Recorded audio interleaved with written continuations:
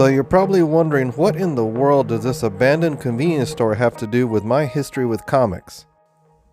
This looks like a location out of The Walking Dead, which, yes, I know is a comic, but that'll come a lot later. Let me explain.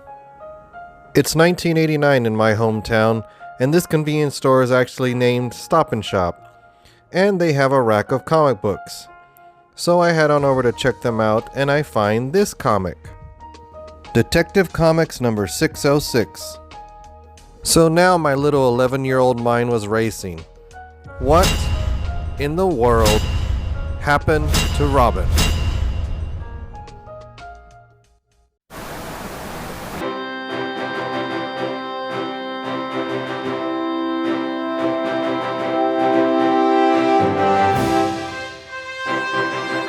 The good old Super Friends show. Well, that and also reruns of the 1960s Batman shows starring Adam West, which these shows were a lot more lighthearted, so as you can imagine, that's why that cover shocked me so much. I mean, that's not to say that I wasn't exposed to some serious superhero drama, like the Incredible Hulk TV show for example, which was a much more serious tone than the previous two. In fact, since I was still too young to go to theaters with my parents, TV's what filled me in on a lot of superhero movies that I missed in the theaters, like Christopher Reeve as Superman for example, which I absolutely adored these movies and followed them all through my childhood. But in the years before that fateful Detective Comics purchase, I was picking up other comics at either other convenience stores or bookstores, like this set for example of the Return of the Jedi adaptation, which doesn't surprise me that this was one of my early comics because I'm a huge Star Wars fan. Sometimes comics would just come my way without me seeking them out, like this little gem that I got from a presentation at school called Captain America Meets the Asthma Monster. Yes, you heard me right. Captain America meets the Asthma Monster. And he, you guessed it, attacks people by giving them asthma.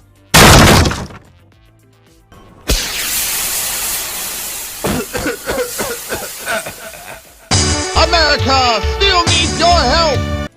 I always loved how goofy comics could get sometimes, but there was a little movie that would come in 1989 that was determined to show that comics weren't always goofy. I want you to tell all your friends about me. What are you? I'm Batman. And with those words ushered in a new resurgence of popularity for the Dark Knight, and it also rekindled my love for him, and is the reason I walked in looking for those Batman comics that day.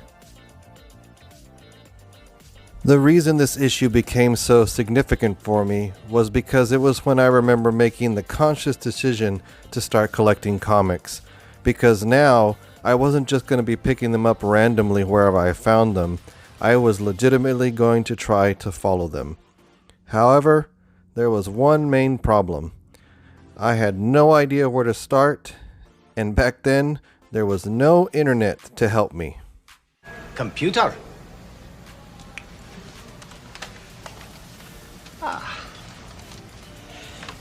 Hello, computer. Just use the keyboard. The keyboard. How quaint. And then to further aggravate matters, by the time I was able to go back to that same Stop and Shop, the next issue of Detective Comics they had was number 609, so somehow I had missed 3 whole issues and we were in the middle of a new storyline. If I was going to be a serious collector, this simply would not do.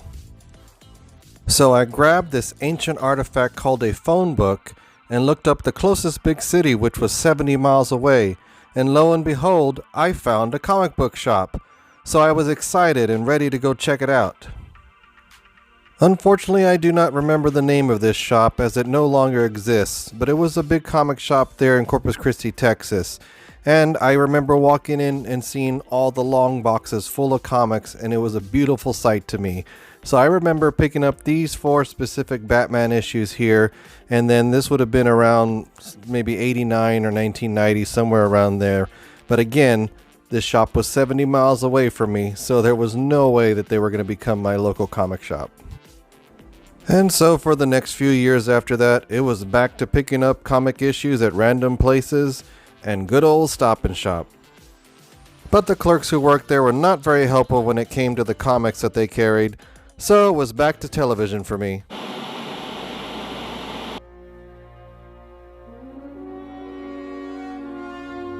Batman the Animated Series debuted on Fox that fall of my 8th grade year, as well as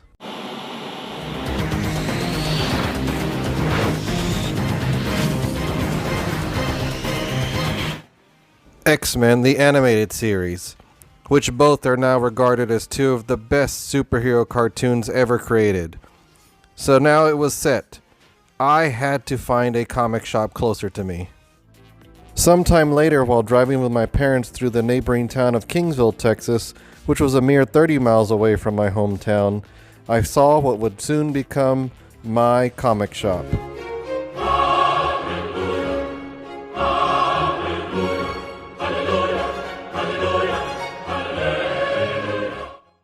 This was Comics Plus, and it was here that I learned everything I needed to know about comics, and I started playing catch-up, and they even introduced me to a subscription service so that way I would never miss another issue.